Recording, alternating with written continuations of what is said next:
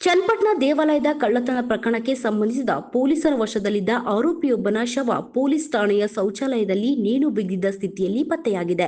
ಇದು lockup death ಎಂದು ಮೃತನ ಸಂಬಂಧಿಗಳು ಆರೋಪಿಸಿದ್ದು, ಪ್ರಕರಣಗಳನ್ನು ಸಿಐಡಿ ತನಿಖೆಗೆ ಒಪ್ಪಿಸಿದೆ. 2 ತಿಂಗಳ ಹಿಂದೆ ಎಂಬಿಹಳ್ಳಿ ಗ್ರಾಮದಲ್ಲಿ ನಡೆದಿದ್ದ ದೇವಾಲಯ ಕಳ್ಳತನ ಪ್ರಕರಣಕ್ಕೆ ಸಂಬಂಧಿಸಿದಂತೆ ಮದ್ದೂರು ತಾಲೂಕಿನ ದುಂಡಿನಹಳ್ಳಿ ಗ್ರಾಮದಲ್ಲಿ ರಮೇಶ್ ಅವರ ಪುತ್ರ ಮಂಜು ಹಾಗೂ ಕೋಲಾರದ ಅನಿಲ್ ಎಂಬುವರನ್ನು ಎಂಕೆ ದೊಡ್ಡಿ ಪೊಲೀಸರು ಬಂಧಿಸಿದ್ರು. ಕೋರ್ಟ್ಗೆ ಹಾಜರುಪಡಿಸಿ ಹೆಚ್ಚಿನ ವಿಚಾರಣೆಗಾಗಿ ವಶಕ್ಕೆ ಪಡೆದಿದ್ರು. ಇವರ ಪೈಕಿ ರಮೇಶ್ ಬುಧವಾರ ಬೆಳಗ್ಗೆ 6 ಗಂಟೆಗೆ ಶೌಚಾಲಯಕ್ಕೆ ಹೋಗಿ ಕಿಟಕಿಯ ಸರಣಿಗೆ ತಾವು ಹುಟ್ಟಿದ್ದ ಲುಂಗಿಯಿಂದ ನೇಣು ಬಿಗಿದುಕೊಂಡಿದ್ದಾರೆ ಎನ್ನಲಾಗ್ತಿದೆ.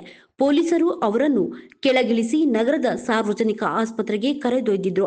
ಆಗಲೇ ಪ್ರಾಣ ಹಾರಿ ಹೋಗಿತ್ತು. ಆಸ್ಪತ್ರೆಗೆ ಆಗಮಿಸಿದ ಪತ್ನಿ ಮತ್ತು ಮಕ್ಕಳು ಆಸ್ಪತ್ರೆಯ ಆವರಣದಲ್ಲಿಯೇ ಪೊಲೀಸರ ವಿರುದ್ಧ ಆಕ್ರೋಶ ವ್ಯಕ್ತಪಡಿಸಿದ್ರು.